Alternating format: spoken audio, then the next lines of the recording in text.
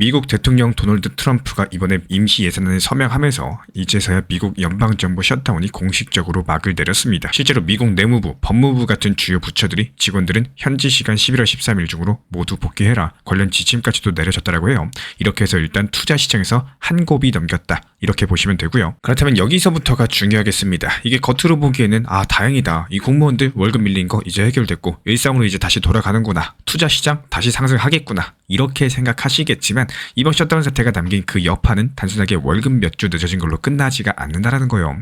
오히려 이 미국 경제 전체의 눈과 귀를 막아버릴 뻔한 아주 묘한 상황을 만들어놨다는 거고, 그리고 이 묘한 상황이 어떻게 보면은 미국 트럼프 대통령에게는 은근히 이득이 될 수도 있는 구조라서 혹시나 이것까지 계산에 넣은 숨은 한 수가 있었던 거 아닌가, 이런 생각까지도 나오고 있습니다. 무슨 소리인지 궁금하시죠? 하나씩 풀어드려 보도록 하겠습니다. 이번 영상 정말 중요한 내용 다룰 거기 때문에 집중해서 시청해 주시길 부탁을 드릴게요. 일단 지금 미국 워싱턴 분위기를 조금 더 들여다볼게요. 미국의 트럼프 대통령이 셧다운 종료에 서명하기로 하면서 겨우 사태를 진정을 시켰지만요. 이 동시에 백악관 쪽에서는 슬슬 연방준비제도, 미국 연준의 금리 결정 이야기를 꺼내고 있습니다. 백악관 국가경제위원장 케빈 헤셋이라는 인물이 방금 이런 말을 남겼어요. 미국 연준이 한 번에 금리를 0.5%포인트 내릴 가능성은 낮고 0.25% 금리 인하가 현실적이다라는 거. 한마디로 50bp 인하 같은 빅컷은 힘들고요. 한 번 내리더라도 25bp 정도일 것이다. 이렇게 대못을 박은 겁니다. 이 심지어 헤셋 측에서는 자기가 만약에 FOMC 회의에 참석한다면 금리 인하를 지지할 것이라면서 농담 반 진담 반으로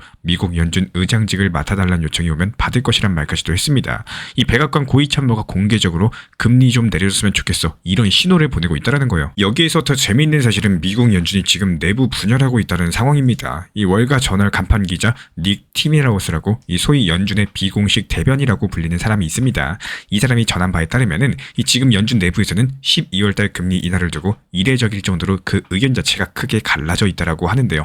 한쪽 연준 매파 진영은 인플레이션 둔화 추세도 보이고 관세 영향 같은 것들로 물가가 어떻게 될지 모르니까 섣부르게 금리를 더 내릴 필요가 없다는 쪽이고, 또 반대로 비둘기파 진영은 고용도 슬슬 식는 조짐인데다가 그 수요가 둔화되고 있으니까 경기가 꺼지기 전에 빨리 선제적으로 금리를 내려야 된다는 쪽입니다. 이 평소에도 연준 위원들 사이에 의견 차이가 늘 있었지만요. 이렇게 노골적으로 올릴까 말까 갈리는 거는 정말 드문 일인데, 이 티미 라우스는 이번에 특히 정부 셧다운으로 중요한 경제 지표들이 제때 발표되지 않은 게 이런 갈등들을 더 심화시켰다라고 지적을 남겼어요.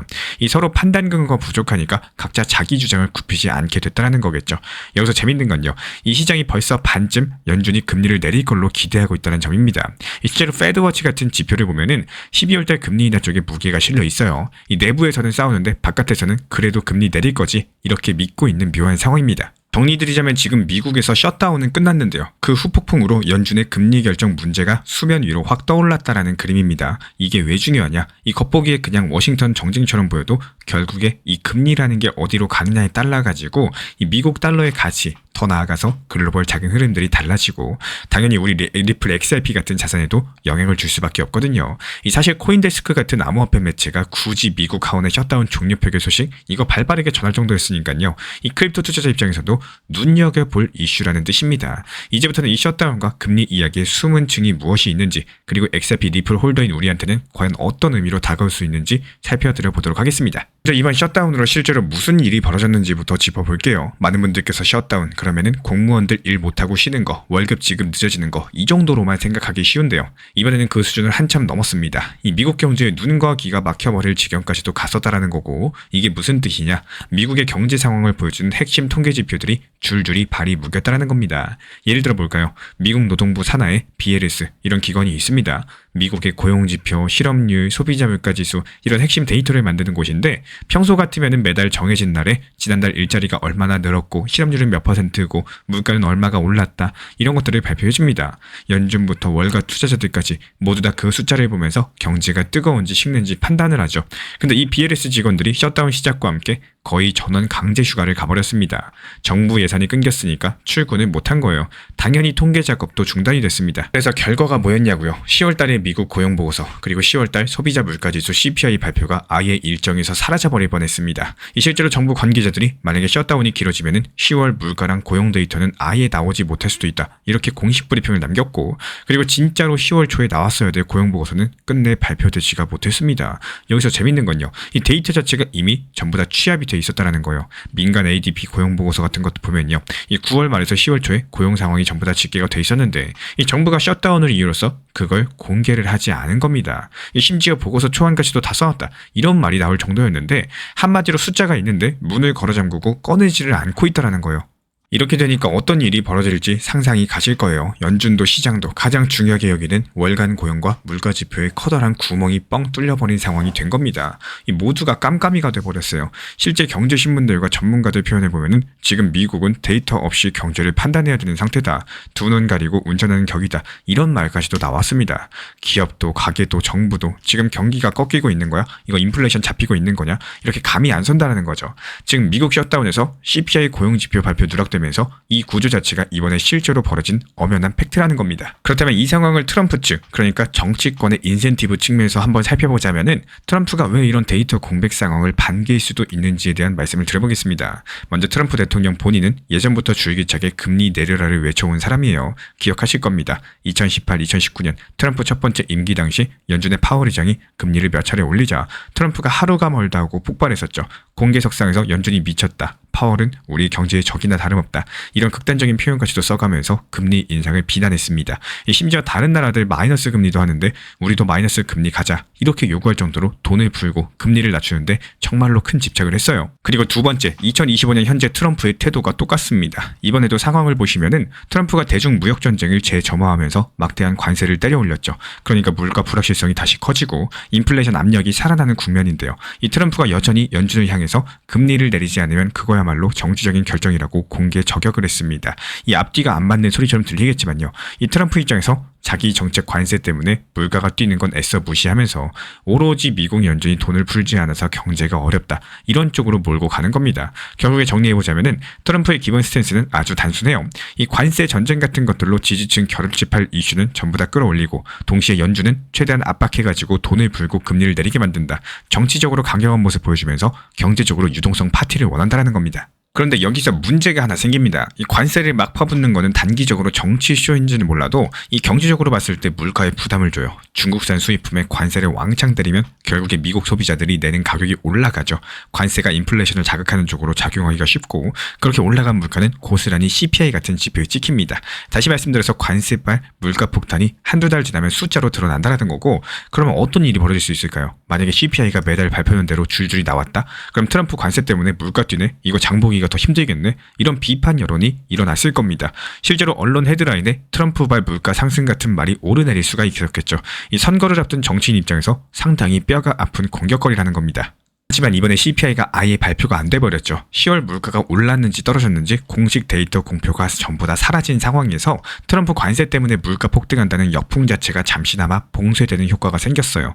정치적으로 은근히 득을 본 겁니다. 물론 월급쟁이들은 마트에서 체감 물가를 느끼겠지만 공식 통계가 없으니까 정확하게 얼마나 올랐는지 근거를 대기가 어렵겠죠. 트럼프 입장에서는 이거 봐라, 물가 별일 없지 않냐, 이렇게 주장을 해도 당장은 팩트체크가 난감해지는 상황이 되어버린 셈입니다.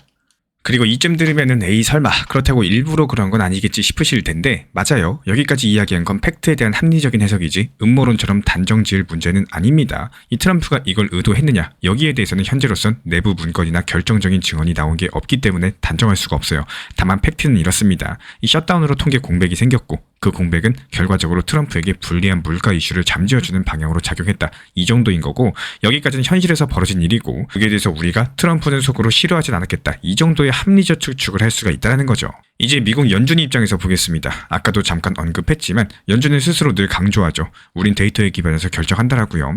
경기 지표를 면밀히 보고 금리를 올릴지 내릴지 판단하는 겁니다.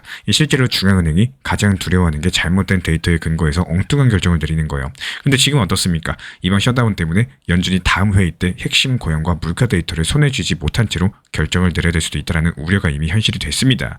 이게 연준 입장에서 눈에 가시 같은 상황이라는 거고 사실상 사람 심리가 그렇습니다. 뭘 몰라서 불확실하면 어떤 사람은 혹시 모르니까 보수적으로 조심하자 쪽으로 갈 거고 또 어떤 사람은 모르는 사이에 위험 커졌을지 모르니까 미리 선제 조치하자 쪽으로 가실 겁니다. 연준 위원들도 마찬가지예요. 이 지금처럼 물가 흐름은 애매하고 고용은 꺾일락 말락한 기미가 있고 거기에 셧다운으로 실물 경제도 타격을 받았을 것 같은 이런 상황에서는요. 판단이 정말로 어렵다라는 거. 괜히 섣부르게 더 세게 긴축했다가 사실 경기가 한계여서 확 꺼져버리면 큰일 나는 거고 반대로 함부로 완화했다가 인플레이션이 다시 불붙으면 그것도 문제가 되겠죠. 이런 국면에서 정치권, 특히 백악관이 연일 금리 내려라, 지금 안 내려서 고통받는 건 국민이다, 이런 메시지를 강력하게 외치면 어떻게 될까요? 연준의 법적인 독립성은 그대로지만 심리적 정치적 압박은 어마어마하게 커지겠죠. 마치 에워싸고 너희 책임이야, 금리 안 내려가지고 나라 망하면 니들 때문이야, 이렇게 압력을 넣는 그림입니다. 실제로 지금 연준이 처한 상황이 꼭 그렇지는 않더라도 충분히 그런 방향으로 여론전이 전개될 수가 있다는 거. 그래서 정리드리자면요, 셧다운에서 경제 데이터 블랙아웃으로, 그리고 연준이 눈 감고 정책 결정 강요당하고 그 와중에 정치권 압박은 금리 인하 쪽으로 쏠린 이런 그림들은 경제 정치 구조상 충분히 나올 법한 시나리오라는 거, 그리고 지금 돌아가는 정황도 어느 정도 그 방향성을 보여주고 있고요. 이제 이 이야기의 종착점, 미국의 부채 문제랑 연결해 봅시다. 잘 아시는 것처럼 미국 정부 부채는 눈덩이처럼 불어나서 이미 역사상 최고 수준이죠. 나랏빚이 산더미라는 거예요. 이런 상황에서 정부 빚을 갚는 방법은 교과서적으로 두 가지라고 합니다. 한 개는 전공법이에요. 이 세금을 왕창 더 걷어가지고 정부 지출 확 줄이면서 이 번 돈으로 꾸준히 원리금 갚아 나가는 겁니다. 근데 이거는 정치적으로 인기가 없습니다. 증세, 복지삭감, 이 표심의 치명타죠. 그래서 많이들 택하는 우회로가 둘째, 빚의 실질 가치를 줄여버리는 방법입니다. 쉽게 말해서 화폐 가치를 떨어뜨리고 물가랑 명목 GDP를 올려서 나중에 보면 부채가 별거 아닌 것처럼 만드는 겁니다. 예를 들어서 국가 부채가 1조 달러인데 명목 GDP가 5조 달러에서 10조 달러로 뛰면요, 이 빚 1조 원의 무게감은 예전보다 훨씬 더 가벼워지는 시기입니다. 이게 바로 적당한 인플레이션을 동반한 완화적 통화 정책의 힘이기도 합니다. 이 금리를 낮추고 필요하면은 양적 완화로 돈을 풀면 경기 부양도 되고 동시에 화폐 가치 희석으로 부채 부담도 줄어드는 효과를 누릴 수가 있다라는 거예요. 지금까지 나온 퍼즐들을 한번 맞춰드려 보겠습니다. 먼저 관세로서 물가를 자극하고 나서 셧다운으로 CPI 고용 데이터 일부러 안 나오게 막고 그 핑계로 연준 압박해서 금리 인하랑 유동성 공급을 유도하고 결국에 풀린 돈과 올라간 물가로 미국 부채 실질 가치를 떨어뜨린다. 들으면 상당히 그럴싸하지 않으신가요? 이 정치적인 인센티브랑 경제 논리를 결합하시면은 이 충분히 개연성 있는 가설입니다. 트럼프 같은 사람들이 이런 복잡한 시나리오를 머릿속에 그리고 움직였든 그게 아니든 간에 결과적으로 보면 지금 그 퍼즐 조각들이 맞아 떨어지는 면이 분명히 있다라는 거고, 실제로 미국 셧다운 때문에 CPI 데이터 발표가 끊겨가지고 연준이 사실상 눈 가리고 운전을 하게 된 건 팩트라고 말씀드렸었죠. 그리고 지금 트럼프가 과거부터 지금까지 집요하게 금리 인하, 심지어 마이너스 금리까지 요구를 했고, 이 관세 정책으로 물가랑 불확실성을 키운 것도 팩트죠. 이 둘을 합치면은 아까 그 흐름, 이 셧다운과 CPI 누락과 연준 압박으로 부채 희석까지도 이렇게 전부 다 이어지는 플로우가 충분히 말이 되는 시나리오라는 겁니다. 하지만 여기서 아주 중요한 문제가 남아 있습니다. 이 트럼프가 정말로 이 시나리오를 치밀하게 계획해서 실행한 건가? 이 부분이겠죠. 냉정히 말씀드려서 지금 공개된 정보로는 거기까지 단정 지을 근거가 없습니다. 지금 우리가 맞춰본 퍼즐들은 어디까지나 정황과 인센티브를 바탕으로 한 추론인 거고, 공식 문건과 내부자 증언, 지급적인 지시가 드러나지 않는 이상 이 트럼프가 일부러 그랬다라고 말하는 건 확인이 불가능하죠. 그래서 이쯤에서 결론을 한번 정리해 볼게요. 이 정황상으로 봤을 때 충분히 있을 법한 일이다. 하지만 실제로 의도된 것인지는 알 수가 없다. 이렇게 해서 둘로 나눠서 말씀드릴 수 있을 것 같습니다. 다시 말씀드리면은 이 지금까지 퍼즐 조각들을 보면은 그럴듯하다 이렇게 싶은 개연성 높은 시나리오이면 분명하겠지만, 다만 현재 단계에서 트럼프가 진짜로 그렇게 설계했다 이렇게 말해버리면요, 그건 팩트를 넘어선 그냥 미지의 영역이 되어버리겠죠. 우리는 선을 지켜야 됩니다. 그러니까 흥미로운 가설로서는 머릿속에 담아두시되 현실에서는 팩트랑 추측을 구분해서 볼 필요가 있다라고 말씀을 드리는 거예요. 근데 여기서 끝나면 그냥 워싱턴 정치 뒷이야기로 끝날 텐데요. 우리는 투자자고 특히 XRP 홀더 아니겠습니까? 이런 거창한 시나리오가 XRP랑 과연 무슨 상관이냐고 하실 수 있어요. 근데 상관이 있습니다. 아주 밀접하게 있어요. 왜냐? 이 금리랑 유동성은 크립토를 포함한 모든 자산시장의 중력과도 같기 때문입니다. 돌이켜보면 2019년 연준이 긴축 정책 접고 다시 금리 인하 사이클로 돌아섰을 때 비트코인을 비롯한 암호화폐 시장이 반등했던 적이 있었죠. 그리고 2020년 코로나 사태 때 이 연준이 돈을 무제한으로 풀면서 그 뒤에 2021년까지 크립토 시장에 역대급 불장이 왔었죠.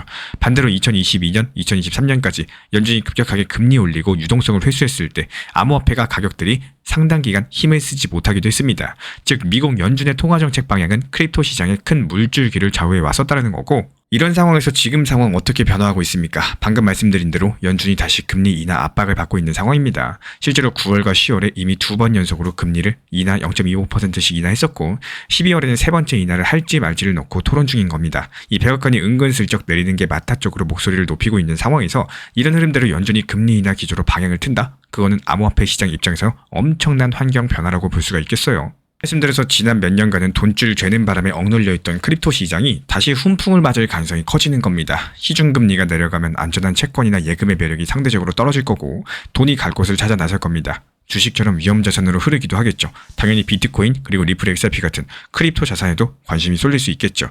그리고 또 하나, 미국이 슬며시 인플레이션을 용인하면서 부채를 녹이겠다라는 그림이 현실화된다. 이 달러의 구매력에 대한 불안으로서 대체 자산을 찾는 움직임도 충분히 나타날 수 있겠습니다. 흔히 금이나 비트코인을 인플레 해지 수단으로 꼽잖아요. 물론 XRP 자체가 이 디지털 금 같은 포지션은 아니겠지만 전체 크립토 자산군이 함께 상승 탄력을 받을 환경이라는 점은 분명합니다. 이미 시장 일각에서는 이런 기대감들이 감지가 돼요. 최근 리플 XRP 가격 움직임 보시면은 미국 거시경제 뉴스에 연동돼서 출렁이는 모습들 예전보다 더 두드러지고 있죠.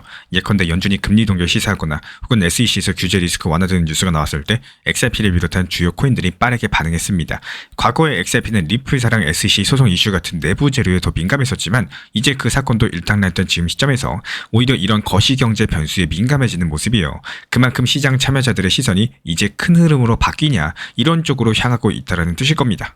그렇다면 정말로 이 거대한 시나리오대로 유동성 파티가 다시 벌어질 가능성은 과연 얼마나 될까요? 아직 속단하긴 이르겠습니다. 아까 말씀드렸던 것처럼 연준 내부에서도 의견이 팽팽하기 때문에 만약에 11월 말이나 12월 초에 공교롭게도 밀린 경제 지표들이 한꺼번에 나오면서 알고 보니까 물가가 여전히 높네, 혹은 고용이 생각보다 괜찮네, 이런 식으로 나온다? 연준 매파들이 힘을 받을 수 있겠죠.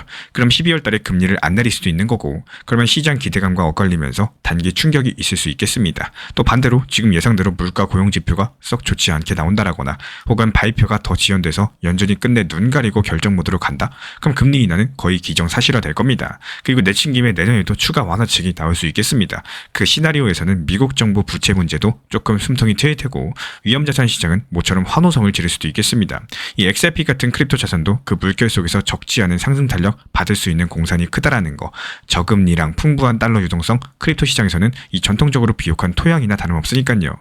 그래서 저는 개인적으로 XRP 투자자라면 지금 이 거시 환경 변화를 예의주시할 때라고 봅니다. 우리가 매일같이 XRP의 기술적인 이슈나 온체인 데이터만 들여다본다라고 해서 앞으로 다가올 수 있는 큰 파도를 놓치면 안 되는 것처럼 가끔은 고개를 들어서 워싱턴과 연준에 무슨 일이 벌어지는지도 살펴볼 줄 아셔야 되고, 이번 셧다운 드라마랑 그 후속 금리 이야기가 좋은 예시겠죠. 겉보기에 정치 뉴스 같았는데 알고 보니까 우리 자산에 직접 영향을 줄 카드들이 막 섞여 있었던 거예요. 마지막으로 앞으로의 전망을 한 줄로 그려보면 이렇습니다. 만약에 트럼프 행정부가 노린 대로 연준이 금리 인하랑 유동성 공급 쪽으로 기울게 된다? 2026년을 앞둔 연말에서 연초의 금융시장 분위기가 상당히 달라질 수 있습니다. 이거 돈 풀리네? 경기 부양하나? 이런 기대 속에서 한동안 주식이나 크립토 같은 위험자산에 훈풍이 불 수가 있다는 거. XRP의 연말 랠리를 점치는 목소리도 나올 수 있겠죠. 반면에 혹시라도 연준이 버티고 인플레이션 우려를 더 중시하는 쪽으로 가버리게 된다? 이 시장은 오히려 실망을 할 테고 그때부터 다시 긴장 모드로 돌아서겠죠. 결국에 지금부터 관건은 다가오는 12월 FOMC랑 향후 지표들입니다. 지금까지 이어진 퍼즐 스토리가 그럴듯한 소설로 끝날지 실제 정책으로 현실화될지 곧 알게 되실 거예요. 이 투자자로서 저희는 어떤 경우든 대비하셔야 됩니다. 트럼프의 숨은 의도가 있었든 없었든 이번 사건 계기로 정치랑 경제가 어떻게 맞물리면서 시장에 파급을 주는지 눈으로 확인했습니다. 앞으로도 이런 큰 흐름을 잘 읽는 사람이 결국에 좋은 성과를 낼 거라고 믿습니다. XRP 리플 홀더 우리 구독자분들도 단기 뉴스 하나하나에 일희일비하시기보다는요, 이 판 전체를 움직이는 거대한 손을 함께 주시하시면서 큰 물결에 올라탈 준비를 해두시면 좋겠습니다. 이번 셧다운 에피소드가 우리에게 주는 교훈은 분명하니까요. 겉으로 보이는 게 전부가 아니라는 거, 그리고 세상 일은 이렇게 여러 가지 층으로 연결돼 있다는 거, 과연 이 복잡한 게임의 끝이 어떻게 될지 우리 모두 함께 지켜보도록 하겠습니다.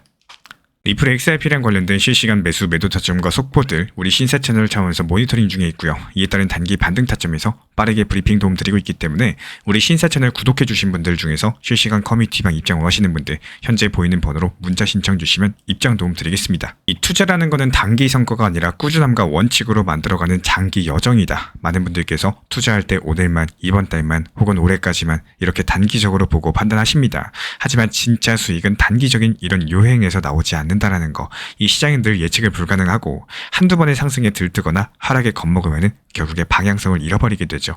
그래서 우리가 잡으셔야 되는 거는 오늘의 수익이 아니라 내일도 버틸 수 있는 방향성입니다. 여기서 말하는 중장기적인 투자는 그냥 믿고 기다리기가 아닙니다. 한 종목에 몰빵해 놓고 운에 맡기는 건 계획이 아니라 도박이죠.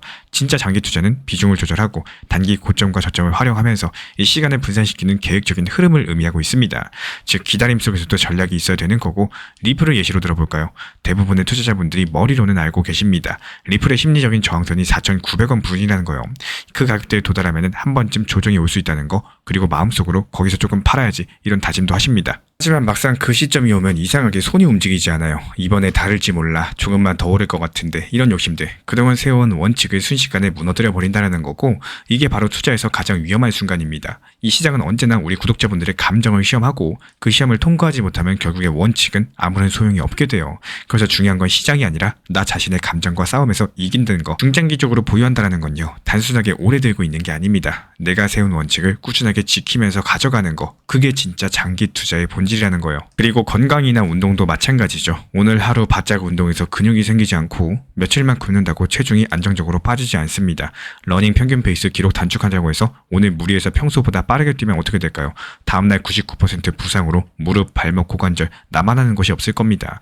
오히려 욕심을 부리면 다치거나 병원 신세를 지게 되겠죠. 이 투자라는 것도 똑같아요. 오늘 하루 몰아가지고 잘하려고 하기보다는 매일매일 조금씩 원칙을 다지고 감정 다스리면서 한 걸음씩 꾸준히 나아가는 게 가장 안전하고 현명한 길입니다. 결국에 시장에서 살아남는 사람은 단 한 번 크게 이긴 사람이 아니라 오랜 시간 원칙을 지키면서 꾸준하게 나아간 사람이라는 거예요. 이번에 우리 신사 채널에서 운영 중인 실시간 XRP 커뮤니티에서 3,150원 매수해서 단기간에 3,650원 익절 전략을 도움드린 바 있습니다. 그리고 이게 단순한 감이 아니라 구조적인 판단의 결과였어요. 그리고 우리 신사 채널에서 3,150원 구간을 매수 타점으로 본 이유는 총 3가지였습니다. 먼저 과거의 스윙 저점과 매물대가 겹친 수요가 완벽한 구간이었었고, 그리고 단기랑 중기 이동평균선이 평탄화되면서 추세 전환을 준비하던 흐름이었습니다. 그리고 RSI랑 MACD 지표가 동시에 바닥 신호를 내면서 모멘텀 회복을 예고됐던 구간이었죠. 즉 하락의 끝이 아니라 리셋이었다는 거예요. 그리고 나서 3,650원 익절 구간에서는 완전히 반대의 구조가 나타났습니다. 이 캔들은 윗꼬리가 길어졌고 거래량은 피크치 이후에 감소세를 보였고, RSI가 과열권 둔화되면서 MACD 지표는 고점을 낮추면서 모멘텀 약화를 선행했습니다.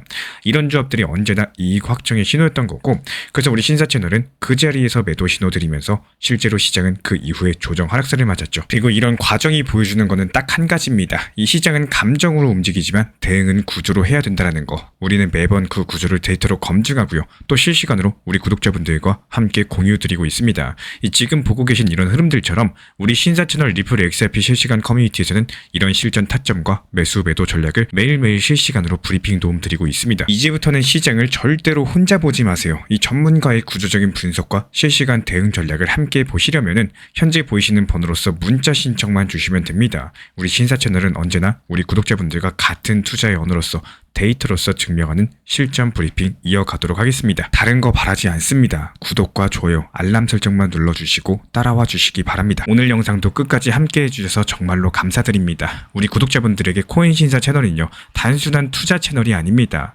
때로는 아들처럼, 때로는 형이나 오빠처럼, 또 때로는 냉정한 전문가로서 그렇게 곁에 있고 싶습니다. 누군가의 아들은 이렇게 말합니다. 괜찮아요. 아직 기회 있어요. 또 누군가의 심리 트레이너는 이렇게 말을 하죠. 지금 흔들리시면 안 됩니다. 이런 타이밍엔 반드시 버티셔야 됩니다. 그리고 때로는 악재가 시작됐기 때문에 지금은 비중 조절할 타이밍입니다. 이렇게 말을 합니다. 그리고 또 누군가의 전문가로서 이 구간은 분명히 좋은 타점이 될 것입니다. 이런 말씀도 드릴 수가 있겠죠. 그렇게 저는 매 순간마다 시장을 바라보고 있습니다. 이 시장이라는 건 늘 변화를 하고요. 감정은 그것보다 훨씬 더 빠르게 흔들릴 겁니다. 하지만 그때마다 우리 코인신사 채널은 밤새 차트 지켜보면서 누군가의 불안이 덜어지기를, 또 누군가의 손실이 멈추길 바라면서 그 마음을 담아서 한 줄 한 줄 브리핑을 시작합니다. 이 투자라는 건 숫자 싸움이 아니라요, 마음 싸움이고 그 심리가 전부인 영역입니다. 이 시장에서 끝까지 버틸 수 있는 힘, 그거는 정보보다 함께 가는 사람에게서 나와요. 우리 구독자분들이요, 절대로 혼자가 아니라는 거를 이 목소리로서 꼭 전해드리고 싶습니다. 오늘도 우리 구독자분들 곁에서 가족처럼 함께 걷는 동반자 코인신사 채널이었습니다.